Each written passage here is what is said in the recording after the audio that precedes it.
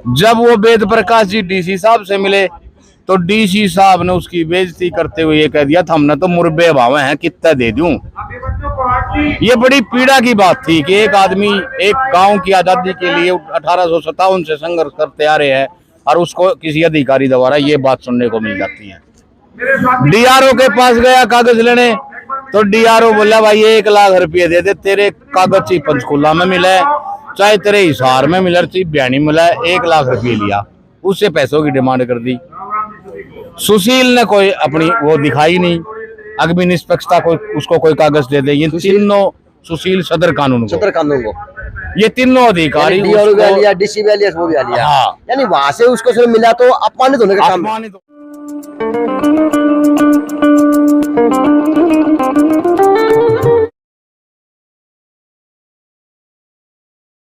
नमस्कार, मैं अजय और संजय भाई ने बीच में टोक दिया तो भाई को नमस्ते। नरेंद्र भाई नमस्ते, आ जाए प्लीज, आया करो, आ जाओ। देख ले, नहीं लिया आगे भाई, नहीं लिया थोड़ा तो जी आज मामला की बात करूं तो रोहनाथ गांव का मामला है।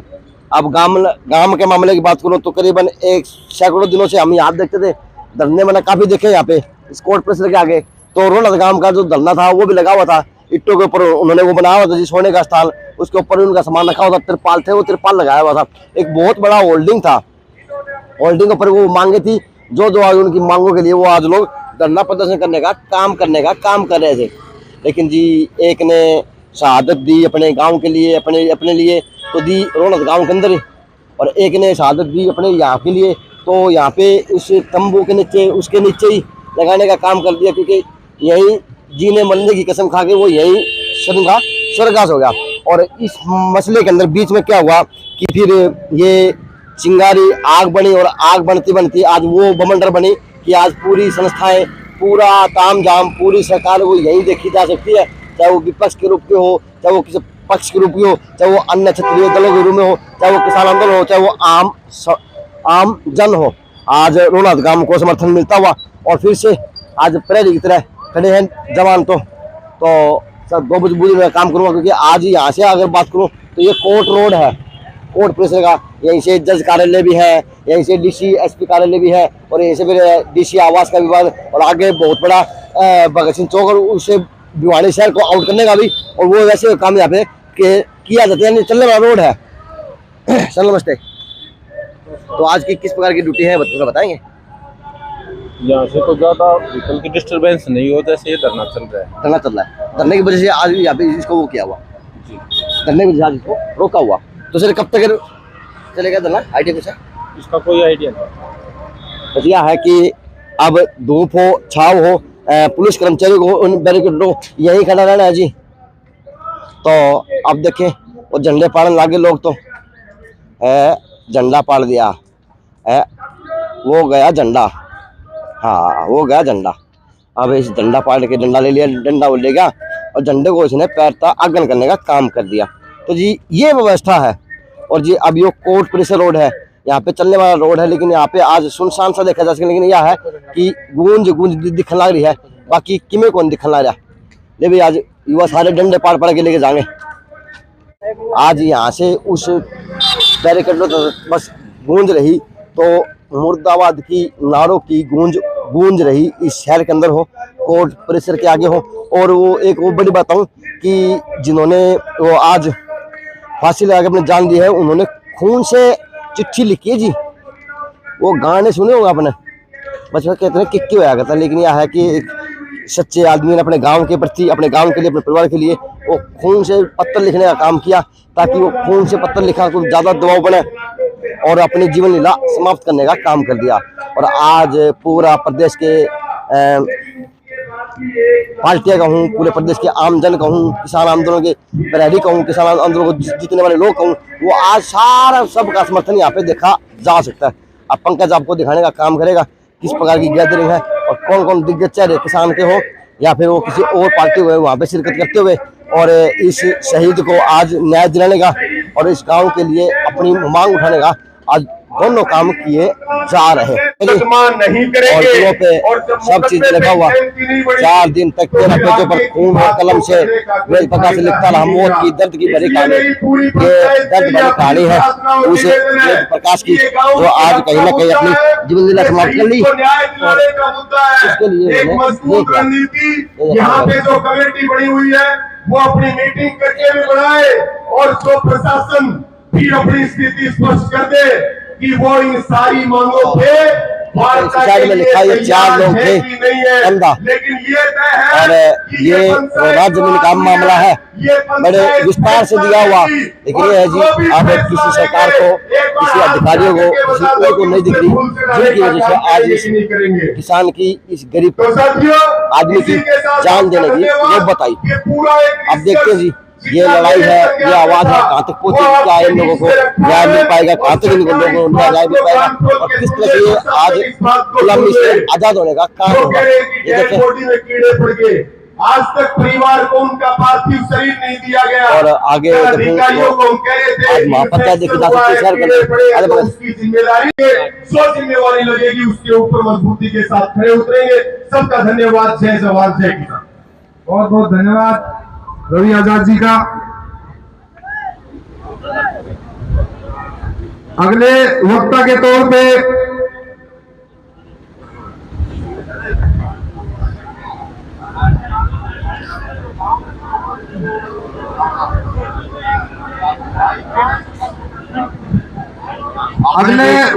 विकासशील सर जी आए और अपनी बातें रखें। आप सभी भाइयों से प्रार्थना है, भाई हमने मैं क्रांतिकारी व्यक्ति पा के इतना खुश हूँ कि मेरे को मौका मिला क्रांतिकारी व्यक्ति पाया। उन्होंने ये भी कहा यहाँ के क्रांतिकारी 1857 में जो शुरुआत किसान के ठाठे है, किसान चावे उड़े तो लगा के है, किसान चावे उड़े झंडा लगा के है, क्योंकि जय जवान और जय किसान ये इस देश का प्रमुख नारा है और प्रत्येक भारतवासी के रोम रोम में बसा बैठा है। क्योंकि 1 साल से 750 किसानों साधु के ऊपर किसान आंदोलन हुआ और उसकी जीत हुई, और कहीं ना कहीं किसानों के आज ये है कि गर्व है कि हाँ, इस लोकतंत्र के अंदर हम भी अभी जिंदा हैं, क्योंकि लोकतंत्र इस देश की बहुत बड़ी शक्ति का नाम है। क्योंकि कल ही तो नया संसद का उद्घाटन किया मोदी जी ने, कल तो बोलते बोलते भावुकता में क्या आ गया था, सारे होद्दे हो गए थे। और इनकी चलाई हुई चैन सिस्टम ये किसान आंदोलन देन थी कि गोदी मीडिया, मोदी मीडिया और चाटुकार मीडिया का बहिष्कार, तो बहिष्कार तो वो इन्होंने शुरू किया, मतलब तो किसान आंदोलन में शुरू हुआ था कि बहिष्कार ये चीज का नाम वो है। और आज कहीं ना कहीं इंडिया बन के डोट लगा के सारा होता बन के उन्होंने भी 14 दलों का, 14 न्यूज चैनलों के एंकरों का भी बहिष्कार कर दिया। तो कहीं ना कहीं अब फिर से उसी लोकतंत्र की लड़ाई लड़ने का टाइम आ चुका किसान आंदोलन की तरह, चाहे मामला रोनाथ गांव की जमीन का हो, चाहे शहीद का हो, चाहे वो किसी प्रकार के और मामले का हो। तो विकासशील सर है, बेबाक तो उस टाइम बोला करते, और बेबाक बिल्कुल मुखर नेता है किसान के। तो क्या कहें, किसान के बेटे हैं, मुखर नेता क्या है? बिल्कुल किसान के बेटे हैं, और बिल्कुल आपको बधाई देता हूं कि इस प्रकार की जो मूवमेंट थी किसान आंदोलन की, आज इतने बड़े लेवल पर है कि देश की बड़ी बड़ी राजनीतिक पार्टियों ने, जो लोग केवल उद्योगपतियों के इशारे पर अपनी खबरें चलाते थे, जो एक पार्टी के इशारे पर अपनी खबरें चलाते थे, तो उनको उजागर करने का काम अगर किसी ने कराया तो किसान आंदोलन की देन है। और उसका परिणाम ये निकला, आप लोगों की मेहनत से वो किसान आंदोलन जीते, यूट्यूब वालों की मेहनत से। और आज वो लोग जो पर्दे के पीछे अपने आकाओं को खुश करने के लिए खबरें दिखाते थे, वो लोग साइड लाइन है। ये आपके लिए भी गर्व की बात और हमारे लिए भी गर्व की बात। भाई किस तरह से ये लड़ाई लड़ी जा रही है, किस तरह से देश चलने लग रहा है कि आज दिन की अगर बात करो तो किसान रोड पे है, चाहे वो खाद बीज के लिए हो, चाहे वो पानी के लिए हो, चाहे मुआवजे के लिए हो, चाहे बीमे के लिए हो, चाहे किसी प्रकार के लिए हो। आम आदमी है, पीपी के लिए उड़ जा बैठा है, राशन कार्ड के लिए उड़ जा बैठा है, पीआईडी के लिए उड़ जा बैठा है, और अपने स्वास्थ्य शिक्षा के लिए उड़ जा बैठा है, और शिक्षा के गरीब आदमी वो शिक्षा के माध्यम से ऊर्जा बैठा है। यानी यह है कि इसे हरियाणा की बात करूँ, प्रदेश की बात करूँ, देश की बात करूँ, तो हर वर्ग ऊर्जा बैठा है इस लोकतंत्र के अंदर। क्या मानते हैं? देखिए, मैं तो ये कहता हूँ लोकतंत्र है ही नहीं। लोगों का असली बात से ध्यान हटा के दूसरी बातों के ऊपर लगाया जा हुआ है, और जो मुख्य है इनका एजेंडा रहा वह है जाति और धर्म के ऊपर बातचीत को ले जाए हैं। ये खबरें भी ये चाहते हैं अखबारों में ये छपें ये बातचीत में भी यही चला है, रैलियों के अंदर जलसों के अंदर भी यही हुआ है। और ये तो ये चाहूंगे आगे घोषणा पत्र में भी ये बात छप जाए तो पिछला घोषणा पत्र का जिक्र नहीं चल रहा। अभी आप देख लो जहां हम खड़े हैं भिवानी के अंदर और जहाँ ये पंचायत रखी गई है, ये कितना बड़ा विषय है। देश के अंदर 1857 की क्रांति के अंदर जो गांव सबसे बड़ा अपना सहयोग देता है, जिस गांव के लोगों ने 24 अधिकारियों को, अंग्रेज अधिकारियों को मारा, जिस गांव के लोगों को गड्ढे के नीचे दर्ड़ा गया सड़क पे गिरा के, वो गांव आज तक आजाद नहीं है। मोदी जी बड़ी बड़ी बातें करते हैं, चीन की, पाकिस्तान की, अमेरिका की, G20 की। अरे हमारा G20 तो रोना काम है, पहले इसको तो आजादी दिलवा दो। जो असली अधिकारी आजादी का, जो असली सम्मान का अधिकारी है, अगर रुनात गांव जैसे क्रांतिकारी हर गांव में उस समय पैदा हो जाते तो आप लोग और ये देश 100 साल पहले आजाद होता। क्योंकि पूरे गांव में इस आजादी की इस लड़ाई में गठबंधन से साथ दिया, उनको नीलाम कर दिया गया और आज भी उनकी नीलामी का लेटर ऐसे कि ऐसे पड़ा है। कोई साथी अगर संघर्ष करता है तो उसको इस प्रकार से फांसी खानी पड़े है। ये कहाँ की आजादी है? और ये कहाँ की आजादी है? मतलब कि आपने उसमें लिख दिया नाम। क्या इस देश में लोकतंत्र संसद का उद्घाटन तो कर दिया? क्या उस पंचायत घर में कोई पंचायती फैसला भी होगा? लोकतंत्र होगा ना, 5 दिन की चलेगी बस। ये कानून जो है क्या अमीर और गरीब के लिए अलग अलग है? IAS और IPS के लिए अलग कानून है, आम आदमी के लिए अलग कानून है। जब उन्होंने अपने खून से लिखा है, अपने खून से लिखना कितनी बड़ी बात है, उसके बावजूद भी FIR दर्ज नहीं हो रही। रुनात गांव क्या मांग रहा है? अपनी जो असली जो विरासत है उसकी, रुनात गांव की जो असली विरासत है, जिसका वो हकदार है, वही तो मांग रहे हैं। लागे को नहीं विकास सही मायने में रोहतक गांव में ईब शहीद मांगने लग गया। एक ईब हो गए थे 2-3 महीने पहले भी ये हुए थे, तो शहीद का तो सही मायने में दौर तो ईब शुरू हुआ है अपने गांव की लड़ाई के लिए। आजाद तो बहुत पहले हुआ है, नहीं हुआ पता नहीं। आप अगर कागजात उठा के देखोगे तो आज भी जितनी रुनात की जमीन है वह दूसरे गुआंडा का नाम बोलेगी, पट्टी पन्ना का नाम था, रुनात का नाम था, जमीन भी नहीं बोलती कोई। उस समय भी उन्होंने था वो एक तालाब छोड़ रखा है, एक बड़का पेड़ छोड़ रखा है, एक 10-12 किले छोड़ रखे हैं, बाकी ऐसे की ऐसी स्थिति है। रोहतक अपनी पहचान के लिए जद्दोजहद कर रहा, जिंदगी की लड़ाई लड़ रहा, बिल्कुल अपनी पहचान के लिए और अपनी आजादी के लिए। और हम इस लड़ाई में रुनात गांव के साथ हैं। मैं तो ये कहता हूँ बार बार, अगर इस देश की सरकार में, इस स्टेट की सरकार में इतनी ताकत नहीं है कि इस गांव को आजाद कर दो, इस गांव को आजाद करने की ताकत नहीं है, तो एक काम तो कर सके, हमने अपना तरीका तो जीने दो। रुनात गांव में अलग देश घोषित कर दो, अलग देश घोषित कर दो। ये देश भी ऐसे ही बने हुए हैं ना, एक देश बन जाएगा, रुनात गांव अपना काम अपना आप चला लेगा, अपने आप पवाएंगे, अपना आप खावाएंगे। लाइट नहीं चसानी होगी तो दीवे चसा लेंगे, जब हमने बनानी आंधी होगी तो बना लेंगे। अगर ये भी स्पष्ट कर दो, ये भी छूट है सरकार की। अगर भाई हम नहीं आजाद करते, हम तो अलग हमारे कानून तो बाहर हो, कानून तो प्रक्रिया जो है सरकार की वो तो सारी हमारे ऊपर लागू करे हैं, और जो हमारी असली आजादी है वो हमको दे नहीं रहे, कैसे मानना है? तो जिस प्रकार की साल भर अपनी लड़ाई किसान आंदोलन के लिए लड़ती है, किसान आंदोलन साल भर लड़ाई लड़नी पड़ी थी, तो फिर से झंडे ठाके किसान तो फिर रोड पा लिए, और अब सही मायने में लड़ाई अब बनेगी या फिर क्या बनेगी बताइए? अभी लड़ाई आज ये पंचायत है, यहाँ पंचायत से फैसला लेंगे और कोई न कोई कठोर फैसला होगा, और लड़ाई हमारी चलती रहेगी जब तक एक पीड़ित व्यक्ति को न्याय नहीं मिल जाता। रुनात हमारा गांव है, और जो शहीद हो रहे हैं वो हमारे भाई हैं, उनको जब तक न्याय नहीं मिलेगा तब तक हम ऐसे ही लड़ाई लड़ते रहेंगे। चलो धन्यवाद आपका। तो जी अब आगे सतवीर रतेरा जी, नमस्ते। यार नू कुकर लड़ाई लड़ोगे? यह लड़ाई तो कई दिन से चल यह रही है। लड़ाई किसी है, जान भी भाई गवाओ, साहब भी थे वहाँ, बस सारी चीजें कर दो। तो ये प्रशासन आप देख रहे हो किसी की सुन नहीं रहा। किसान आंदोलन में क्या हुआ, इस आंदोलन में क्या हुआ, और सबसे बुरी बात है प्रशासन ने पीछे ओटी थी जब संतलाल शहीद हुआ, वो बात भी आज तक नहीं मानी। ये प्रशासन नाम की चीज तो है नहीं, सरकार कोई सुन नहीं रही किसी की। तो इस सरकार के खिलाफ अब जब DC बार बार इतना अपमानित करता है कि उसके गेट के सामने उस बल्ली के नीचे किसी ने आत्महत्या करनी पड़े, फांसी खानी पड़े, तो न्याय की उम्मीद कहाँ इनसे? न्याय की उम्मीद नहीं है। कोई बात ही नहीं सुनते थे, बात ही सुन लेते तो वेद प्रकाश को ये कदम नहीं उठाना पड़ता। तो ये बात सुनना ही नहीं चाहते और बात नहीं सुनी और बार बार अपमानित करे, इस कारणवश तो वेद प्रकाश नहीं यहाँ फांसी खाई है। सब आप एक किसान आंदोलन में एक बात क्या करते हैं, मेरा बात याद आ गई आपको, गांवों से इन नेताओं का बहिष्कार करेंगे, गांवों से इन शुद्धालु कराएंगे, शुद्ध बनु कराएंगे, वो नेता भी आने लगे गामा में, आने लगे उल्टे, किसान भी उन्हें गामा में है, लेकिन समझाए सकते। देखो जब आंदोलन का दौर था अब जब तो नेताओं के बहिष्कार की बात करें, हम तो देश की आए बहिष्कार की बात करने लग रहे हैं। देश की सरकार रोना है तो गाँव ने बताओ यार, हम भी इसी सरकार ने छोड़ के रोना है तो हम बसाएंगे। हम तो वहाँ रहना पसंद कराएंगे ना जिस गांव के अंदर क्रांतिकारी पैदा हुए हैं। हम हमारे बच्चों को भी वहाँ पढ़ाएंगे जिस गांव में जिस गांव से शहीद पैदा हुए। अलग देश में पढ़ोगे?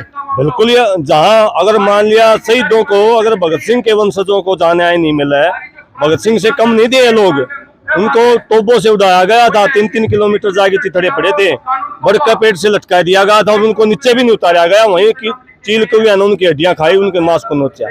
क्या उन लोगों को न्याय नहीं मिलेगा तो कैसे तो क्या इसी लोग इसी तरह से शहादत देते रहेंगे, इसी तरह से मरते रहेंगे, इसी तरह से अपने देश के अंदर ये अपने हक के लिए? इसी तरह से नहीं चलेगा। हम लड़ाई लड़ रहे हैं ना, हम जनता को जागरूक कर रहे हैं और हम जनता को एक ही बात समझा रहे हैं, लोकतंत्र के अंदर जनता सरकार है, जनता ही सरकार है और जनता ही मालिक है। जिससे चाहोगा वो नहीं होगा। रोना तो गांव की जनता चाहोगी, आसपास के गुआढ़ चाहोगे वो काम होगा। और तभी आप हम जहाँ भी बैठते हैं वहाँ से ये बात साबित करके उठते हैं कि जनता ही सरकार है। तो अधिकारी को तो उसको लेटर खुद नाम लिख रखे उन्होंने, डीसी के भी नाम है, कानूनों के भी नाम हो और अधिकारी नाम भी है। हमने मना कर रखा है, डीसी से हम बात नहीं करेंगे, दूसरे आदमी से बातचीत हम करते नहीं। वो तो सरकार की मर्जी है, किससे बातचीत करवाना चाहो है, इसको कितना बढ़ाना चाहती है सरकार की मर्जी है। हम दोस्तियों से बात नहीं करें, हमने पहले क्लियर करें। तो जिस प्रकार से 156 दिन से ये धरना चल रहा था, तो अब लगता है कि जिस प्रकार से संगठन समर्थन कर रहे हैं उस प्रकार से जगेगा प्रशासन सरकार, या फिर 156 दिन से जगा हुआ था? या वो तो सरकार और प्रशासन ने देखना, हमारा काम है आंदोलन करना और हम शांतिपूर्ण तरीके से आंदोलन करें। ज्यादा से ज्यादा हमारे भाइयों को बुला रहे हैं। शांतिपूर्ण पूरे देखी थी। तो अभी भी यहाँ जो है पहले से संख्या देखोगे 50 आदमी बैठे थे, आज हजारों की संख्या में बैठे हैं। अगर नहीं मानी तो लाखों की संख्या में आओगे। और डीसी को छूट थोड़ा है, मानस मार के आड़े बैठ जाए डीसी कार्यालय में। डीसी भी हमारा नौकर है, पब्लिक सर्वेंट है, उसकी जवाबदेही है।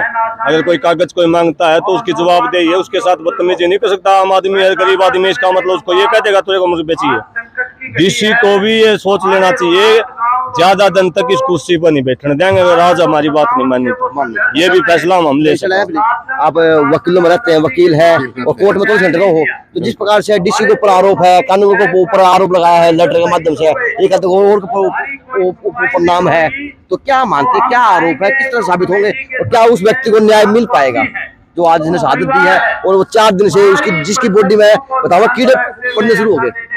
देखो, सारे सवाल एकदम इकट्ठे है कर दिए। और ये मैं आम दिए फिर सारे चाल भी पड़े।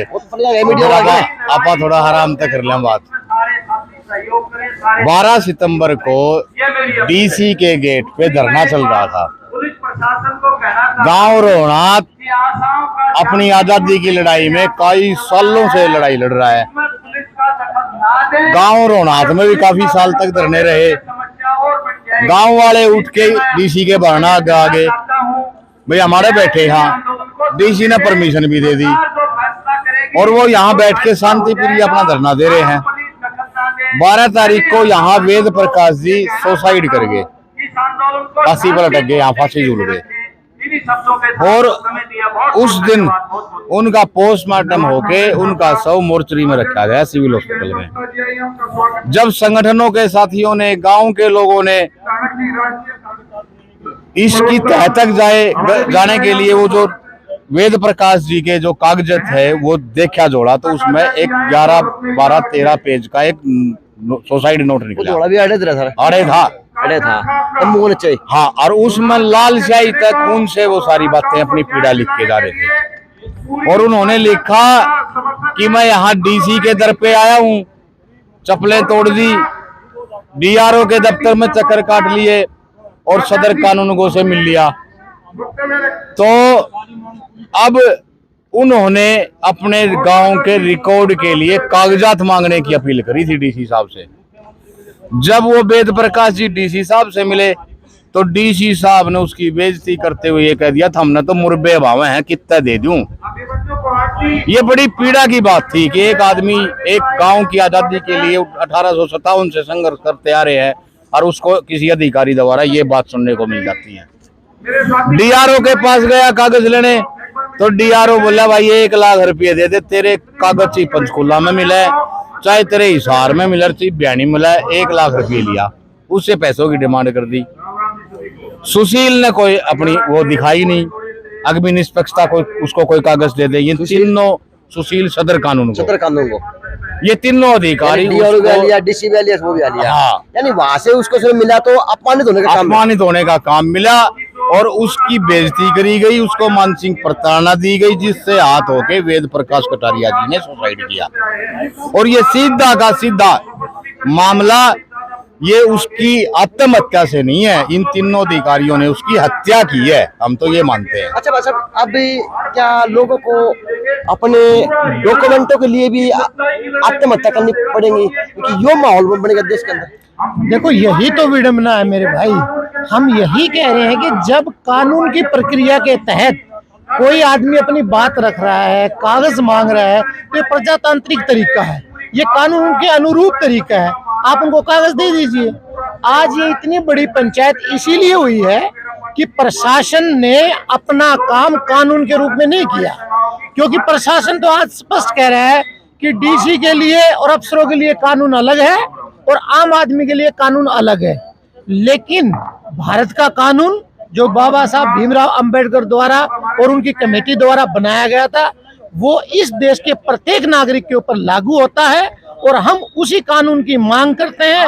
और उसी कानून के तहत यहाँ का डीसी, यहाँ का कानूगो और यहाँ का डीआरओ ये दोषी हैं, इनके खिलाफ कानूनी कार्रवाई की जाए, इनके ऊपर एफआईआर दर्ज की जाए और इनको तुरंत प्रभाव से सस्पेंड करके हटाया जाए और इनसे उच्च अधिकारी से कार्रवाई करवाई। यानी अधिकारियों की लापरवाही कहूँ, अधिकारियों की बेपरवाह कहूँ, अधिकारियों की रिश्वत मांगना कहूँ, उनकी वजह से एक आम आदमी, एक परिवार का बंदा अपनी जान दे रहा है। बस ये चीज रह गया भाई साहब ये इस देश में। और सबसे बड़ी बात ये है कि आज 8 दिन हो गए भाई साहब, और हम पूरे एडवोकेट, पूरी टीम, पूरा समाज, पूरा गांव, आसपास के जो भी लोग हैं वो मीटिंग कर चुके हैं। लेकिन मेन सवाल ये है कि आज 8वां दिन है और वो पार्थिव शरीर को ऐसा भी प्रशासन के पास संसाधन नहीं है कि उसको मान सम्मान के लिए उसके साथ उसको सुरक्षित रखा जाए। 8 दिन में वहां पता चला है कि अब उनके पार्थिव शरीर में कीटाणु हो गए हैं, कीड़े चलने लगे हैं, यानी उसको एक फ्रीजर तक मुहैया नहीं करवा पाई ये भिवानी प्रशासन की टीम। किस तरह से लोकतंत्र रहेगा, किस तरह से इस देश का संविधान दिखेगा, क्योंकि बाबा साहब ने बड़ा सुंदर साफ सुथरा संविधान लिखा देश के आम आदमी के लिए, अधिकारियों के लिए, नेताओं के लिए। लेकिन लगता नहीं कि आज उसी संविधान की, उसी लोकतंत्र की तो हत्या कार्यों के आगे हो रही। वैसे आप कह रहे हैं कानून सबके लिए बराबर है, और आपने अभी कहा कि ये जो अधिकारी लापरवाही, ये लापरवाही नहीं कर रहे, ये तानाशाही कर रहे हैं। और तानाशाह ये आरएसएस के एजेंट के रूप में काम कर रहे हैं और बीजेपी द्वारा और आरएसएस के द्वारा जो कुछ कहा जा रहा है वो उसको लागू करने का काम कर रहे हैं। लेकिन ये इस देश की जनता है, ये हरियाणा की जनता है, और ये सिर्फ एक ही मांग करती है कि जो संविधान के अनुरूप जो कानून बना हुआ है उस कानून के अनुसार कार्य करे, नहीं तो ये प्रजा इस न्याय लेना जानती है। और फिर लॉ एंड ऑर्डर की कोई बात होगी, जब भीड़ ज्यादा इकट्ठी होगी और उनसे कोई अनुचित काम हो जाएगा तो उसकी डायरेक्ट प्रशासन जिम्मेवार होगा, भाजपा सरकार जिम्मेवार होगी। हम तो आज भी न्याय संगत बात कर रहे हैं, न्याय की मांग कर रहे हैं और तीनों इन तानाशाही अधिकारी के ऊपर कानूनी कार्रवाई के लिए कार्रवाई चाहते हैं। लो जी, ये पंचायत है, ये महापंचायत है, जिसके अंदर वकील तकबा भी है, जिसके अंदर किसान भी है, किसान संस्थाएं भी है, भाई आम जन भी है, यानी हर प्रकार का प्राणी यहाँ पे देखा जा सकता है। अब देखते हैं जी किस प्रकार से आज उनको न्याय मिल पाएगा और किस प्रकार से गांव को आज गुलामी से आजादी मिल पाएगी। तो JNC न्यूज़ से अजय नायक, पंकज सोनी की खास रिपोर्ट।